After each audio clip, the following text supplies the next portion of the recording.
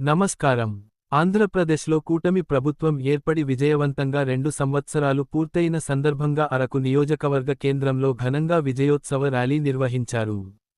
ఈ కార్యక్రమంలో తెలుగుదేశం, జనసేన, బీజేపీ పార్టీల నాయకులు, కార్యకర్తలు, అభిమానులు భారీ సంఖ్యలో పాల్గొని విజయవంతం చేశారు.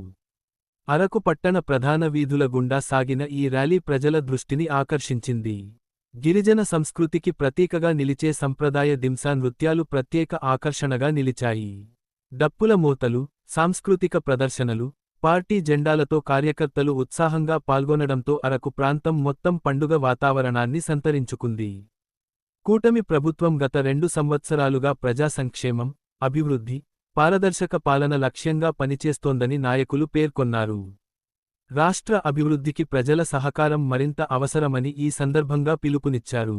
వేలాది మంది కార్యకర్తల నినాదాలు, దింసా నృత్యాల సందడి, ప్రజల అపూర్వ స్పందనతో అరకు కేంద్రం దద్దరిల్లింది. ఈ విజయోత్సవ ర్యాలీ కూటమి పార్టీల ఐక్యతకు, కార్యకర్తల అంకితభావానికి ప్రతీకగా నిలిచింది. ఇలాంటి తాజా వార్తలు, ప్రత్యేక కథనాల కోసం మా ఛానల్ను సబ్స్క్రైబ్ చేయండి. ధన్యవాదాలు.